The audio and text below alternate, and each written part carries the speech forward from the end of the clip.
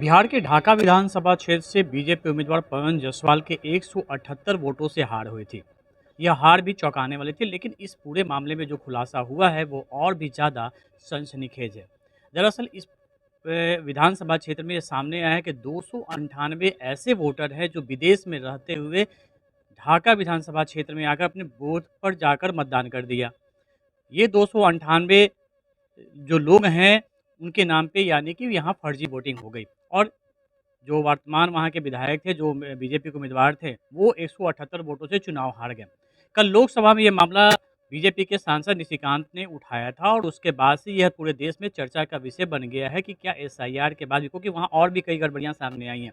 हमारे साथ पवन जायसवाल, बीजेपी के उम्मीदवार, खुद हमारे साथ मौजूद हैं। पवन जी, पूरे आपका जो हारना भी है, मैंने जीत के चर्चे तो होते ही हैं, लेकिन हार के चर्चे पूरे देश में हो रहे हैं। चलिए, जैसा ईश्वर को जो मंजूर था हुआ, लेकिन विषय ये नहीं है कि हार गए।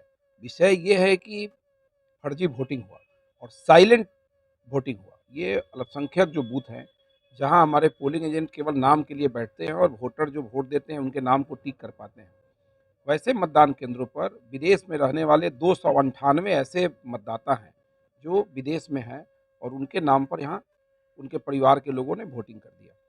47 ऐसे लोग हैं जो मृत हैं, उनके नाम पर वोट हो गया। 41 ऐसे लोग हैं जिनका 2 जगह नाम है उसी विधानसभा क्षेत्र में और दोनों जगह वोटिंग हो गया। और 1057 ऐसे लोग हैं, चिन्हित लोग हैं, होंगे तो 2-3 हज़ार, जो राज्य के बाहर हैं, बिहार से बाहर हैं, दूसरे जगह हैं, दिल्ली है, पंजाब है, कहीं भी हैं, उनके नाम पर वोटिंग हो गया। तो ये चिन्हित लोग हैं जिसको हम लोगों ने सत्यापित कर लिया और हम लोग माननीय उच्च न्यायालय में जा रहे हैं और उच्च न्यायालय का जो फैसला होगा मान्य होगा। लेकिन इसी बीच निशिकांत दुबे जी ने लोकसभा में इस मामले को उठाया, क्योंकि ये घटना बड़ी अजीब है। 2-4 हो जाना एक अलग बात है, 298 विदेश में रहने वाले लोगों के नाम पर वोट गिर जाए और 178 वोट से हम चुनाव हार जाए, ये जनता के जनादेश का अपमान है। आपने जिन बातों की चर्चा आप करें कि फर्जी वोटर भी कई संख्या में जिनके 2 जगह नाम पे थे। क्या एसआईआर होने के बावजूद भी ये नाम रह गया, तो इसकी ज़िम्मेवारी किसकी है? देखिए, एसआईआर के बाद जैसे इन लोगों का नाम इस बूथ पे नाम है, बूथ नंबर 281 पर है और दूसरा नाम बूथ नंबर 283 पे है। कुछ मामले तो ऐसे आए हैं जिसमें अपने पति का नाम दिया है कहीं पे और कहीं जगह अपने पिता का नाम दे दिया। थोड़ा-सा मतलब जहाँ पर 3,35,000 वोटर हैं ढाका विधानसभा में और अभी तक 46 ऐसे नामों को हम लोगों ने अगर चिन्हित किया है, जिनके नाम पर वोटिंग हुआ है, तो काम करने में तो गड़बड़ी होता है। कहीं का बीएलओ का रवैया पक्षपातपूर्ण रहा होगा। इसमें सरकार की और चुनाव आयोग दोषी कैसे हो सकता है? आपके जिम्मे हैं, आप बीएलओ हैं, आपको देखना है। अगर आपने कहीं चूक कर दिया, उसके चलते नहीं तो 3,35,000 वोटर में अगर 46 लोग ऐसे रह गए हैं जिनका 2 जगह नाम है, जो वोटिंग कर दिए, जिनके नाम पर वोटिंग हो गया, ये 100 भी हो सकता है।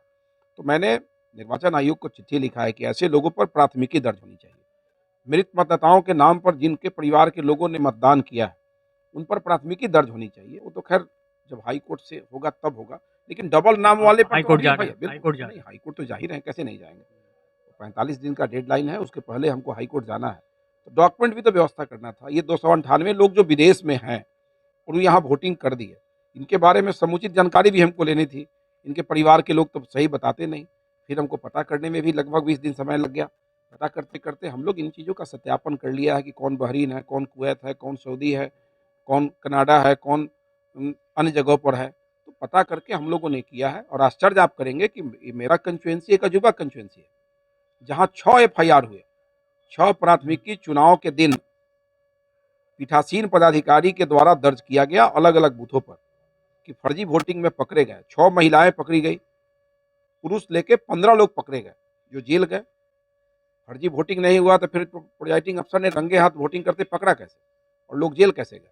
और केवल उन बूथों पर 200 से ज़्यादा फर्जी वोटिंग प्रमाणित हुआ है, जिन 6 बूथों पर एफआईआर वहाँ के प्रिजाइडिंग अफसर ने किया है।